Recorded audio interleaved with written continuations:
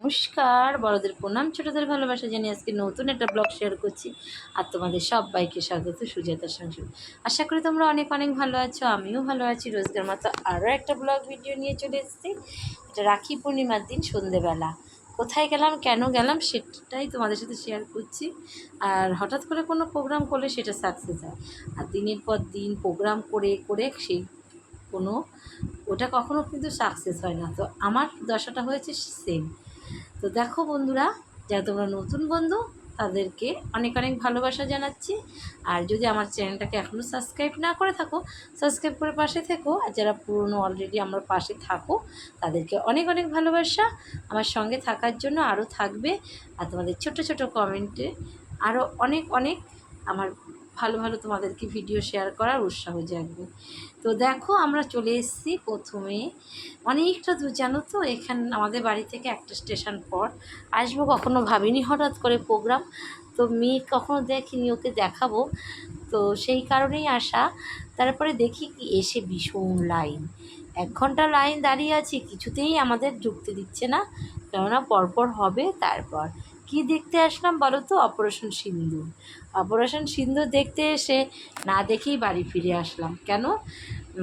ওটা যদি আমি দেখতে যেতাম তাহলে আমরা ট্রেনটা মিস করতাম। তাই ভেতরে যে ঠাকুর ছিল রাধা গোবিন্দ, তারপরে আরও কৃষ্ণ ঠাকুরের সব ছেলেবেলার যত নীলা ছিল সমস্ত কিছু আলো কিছুক্ষণ ওয়েট করলে হয়তো দেখতে পারতাম, দেখতে না দেখেই চলে এসেছি। তাই প্যান্ডেলটাও বেশ ভালো করেছে, আর ভীষণ লোক। যবে থেকে ঝুলন বসেছে তবে থেকেই হচ্ছে, অনুষ্ঠানটা হচ্ছে, মেলা হচ্ছে, আর পাশে গানও হচ্ছে। পুরো মিউজিক দিয়ে হচ্ছে গানগুলো, সেই জন্য আমি কপিরাইট আসতে পারে, সেই জন্য মিউট করে দিয়েছি। আর দেখো লাইন ঢুকাচ্ছেই না, ঘন্টার পর ঘন্টা অধৈর্য হয়ে যাচ্ছি। আর এদিকে টেনশান, 9:30টার ট্রেন, কী করে আসবো। আর এটা আমাদের মেন লাইন না, কড লাইন, তো যাতায়াতের ব্যবস্থাটা অনেকটাই অসুবিধের, সেই কারণে। আর দেখো কি সুন্দর সাজিয়েছে প্যান্ডেলটার সামনে, অনেক সুন্দর, খুব ভালো লাগছিল। তো আমি এক ঝলক ভিডিও করে নিলাম লাইনে দাঁড়িয়ে থাকতে থাকতে, আর তোমাদের সাথেও শেয়ার করছি কেমন হলো। তোমরা কিন্তু সুন্দর একটা কমেন্টে জানিও। তো জানি বিভিন্ন জায়গায় সব ঝুলনের মেলা হচ্ছে, সবাই হয়তো ভিডিওতে শেয়ার করবে। আশা করি তোমাদের ভিডিওগুলো আমি সঙ্গে থেকে পুরো এনজয় করব, তোমাদেরও ঝুলনের মেলা। আর আমার বাপের বাড়ির এলাকায় ওখানে জীবন্ত মানুষ ঝুলন হয়। তো ওরা 3 দিনই করে, 4 দিন না 5 দিন ঝুলন থাকে একাদশী থেকে। যথাসম্ভব 6 দিন মতন ওরা রাখে, কিন্তু 3 দিন ওরা করে। তো সেখানে হচ্ছে মানুষ ঝুলন, মানুষকে পাড়ার ছেলে মেয়েদের রাধা কৃষ্ণ সাজাবে, সব সাজিয়ে বিভিন্ন কৃষ্ণ ঠাকুরের বিভিন্ন জিনিস সাজিয়ে তোমার ভিডিও আর কি ঝুলনটা করে। আর এখানে মেলা দেখতে এসে আমার স্কুলের বান্ধবীদের সাথে দেখা হয়ে গেল। স্কুলে আমরা যেখানে সবাই একসঙ্গে বসি, তো চলো তাকেও একটু দেখাবো ভিডিওতে। বেশিটা ক্লিপ নেওয়া হয়নি, লোকে বোকার মতন তাকিয়েছিল, সেই জন্য বেশিটা নিতে পারিনি। তো দেখো, এই যে গলায় ওড়নাও, আমরা এক জায়গায় বসি। তোমরা আমার আগের ভিডিও দেখবে, আমরা রেস্টুরেন্টে খেতে গেছিলাম এই বান্ধবীটাকে নিয়ে। বান্ধবী না, বোন বলো, বান্ধবী কাম বোন। তো ওরা আমার থেকে অনেকটাই ছোট। তারপরে ওদের বাড়ি যদিও এখানে এই মেলার কাছেই। তো এসে ওদের সাথে দেখা হয়ে গেল। তো অবাক, দিদি তুমি এসেছো? আমি বলছি হ্যাঁ। তো মেয়েকে দেখাতে নিয়ে এসেছি। তারপরে দেখো এত ভিড়, এত ভিড়, কি বলবো। তা কিছুটা লাইন এগিয়েছি প্যান্ডেলের সামনে, এখনও মনে হয় 2 রাউন্ড যাবে, তারপরে আমাদের ছাড়বে। আর এই মুহূর্তে একটা পাশের বাড়িতে ড্রাগন গাছ, বিভৎস বড় গাছ, কত ড্রাগন হয়েছে। ওইটা নিতে পারলাম না, কেননা অন্ধকার ছিল বলে গাছের পাশটা। তারপরে অবশেষে আমরা ভেতরে ঢুকেছি, লাইট পুরো জ্বালায়নি, যেহেতু অপারেশন সিন্দুর দেখাবে। ওরা এটা করেছে তোমার সিনারির মাধ্যমে, তারপরে প্লেন টেন সবই করেছিল। আমরা অতটা তুলতে পারিনি, কিছুক্ষণ আলোটার মধ্যে তোমরা ঠাকুর দেখে নাও কেমন সাজিয়েছে ভেতরটা। ওই যে রাধা গোবিন্দ ঝুলছে, পাশে ছোট ছোট গোপালও আছে, আর কৃষ্ণ ঠাকুরের বিভিন্ন নীলা এখানে তুলে ধরেছে, আর ওই যে কাশ্মীরের পাহাড় করেছে। আর এই যে এখন লাইট অফ করার উদ্দেশ্যই হচ্ছে এখন অন্ধকারের মধ্যে প্লেনটা যাবে, যুদ্ধ হবে, যা যা হওয়ার, অপারেশন সিন্দুরে যা যা হয়েছিল ওরা সব পুতুলের মাধ্যমে সেট করবে। ওই দেখো প্লেনটা ছুটে চলে গেল, এখান থেকে প্লেনটাকে ছাড়বে আর কি।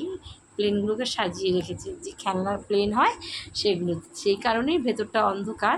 কিন্তু 10 মিনিট ওয়েট করলে হয়তো আমরা ঠিকঠাক দেখতে পারতাম, কিন্তু এত ভিড়ের মধ্যে পড়েছিলাম লাইট জ্বালালেও হয়তো দেখতে পারতাম না।